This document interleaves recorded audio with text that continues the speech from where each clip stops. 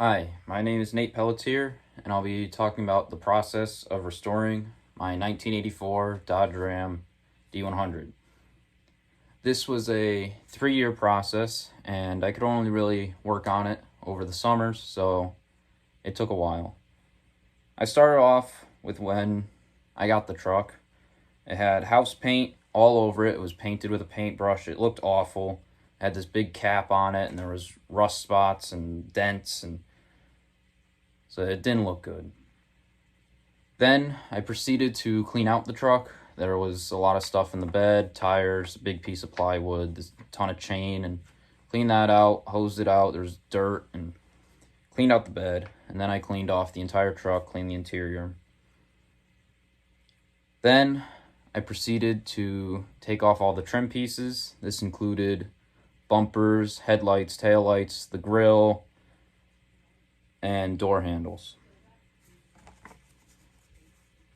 The next step was taking the paint off. Now, this was a difficult task because of it being house paint. It took a long time. It was very thick. I started out with paint thinner, which didn't work out too well. It took too long. It wasn't very efficient.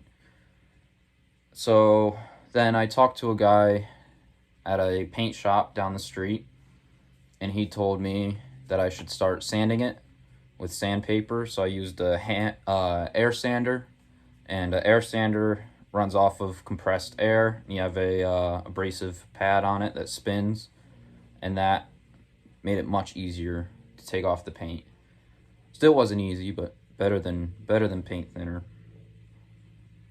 There were 9 panels total that I had to do. That's the hood, 2 fenders, the 2 bed sides, the roof, and the tailgate, and the doors. And it took roughly about 5 pads per panel, and pads aren't very cheap, so it added up, but it was still much cheaper than if I sent it to a professional shop to be done. I was told that it would be around $3,000 if I were to have a professional shop just take off the paint. So then I proceeded to sand every panel down to metal, 1 panel at a time, because if I did all of them and it was just bare metal, it would oxidize, which is rust, and you don't want that, especially when it gets wet. So I'd sand it, I'd clean it off with compressed air and shop rags to get all the debris off, to make a good surface for the primer, which primer is like paint. It sticks better, and it gives a good texture for the paint to stick to adhere to. So I was putting primer on each panel, one at a time. And the tailgate was definitely the hardest part because there's stamped lettering, so it's textured. So to get in to each little spot on the tailgate, I had to do it a lot by hand with just a piece of sandpaper, and that took a long time. So spraying with primer, I did that after each panel, like I said. And so spraying primer, there's a certain technique that you have to use that my uncle taught me. And it's the same goes with spray paint. Instead of just holding down the trigger and you want to spray and stop, and then stop. And that prevents running in the paint, or in the primer in this case, which you don't want. That's too much paint in one area and it starts to drip. It doesn't look good. So along with doing this primer, I also had to do a lot of Bondo work, which Bondo is used to fill in dents and rust holes. And it's a putty where you have 2 different goos, I guess, and you mix them together, and a chemical reaction happens where it's a putty for a little bit. You put it on, let it dry. It takes like half an hour. And you put it in the dent, let it dry. And then once it's dry, you sand it down smooth to meet the rest of the body lines of the truck so it's flush. And how you feel that is with your hands. You run your hand over the side of the truck wherever you're putting the Bondo, and if you can't feel where the Bondo is, you're in good shape. And Bondo takes a lot of time because that's as well hand sanding. You can't use the air sander on that, it's too abrasive. So by hand you have to sand down the Bondo, but then you primer over the Bondo and you don't even see the dent or the rust hole. And then I fully looked over the whole truck after it was all in primer.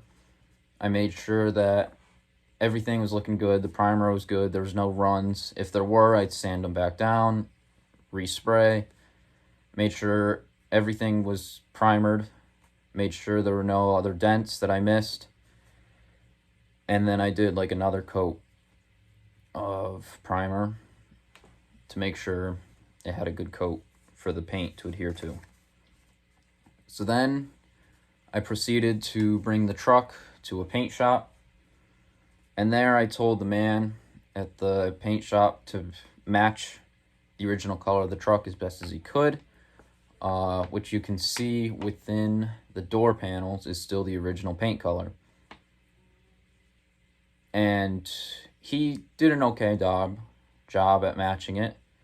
It's a little lighter than the original, but I like the end product better than the original color. It turns out I do like it, how it came out. So then I brought it back to the shop where I was working on it originally, all in new paint. And the last step was to put all the trim pieces back, because if you remember, I took those all off to sand and prime and paint.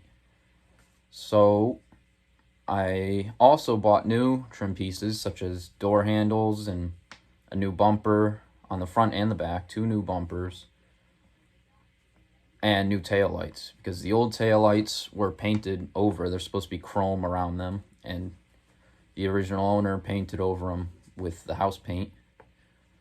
So new taillights. I put everything back together, and then I registered the truck and I drove it home. And that's my story of the truck, the process of painting it and restoring it. And now I drive it all over. I've driven it all over New England. It's been in every state in New England. And I'm proud that that's my own work. So thank you for listening. Have a good day.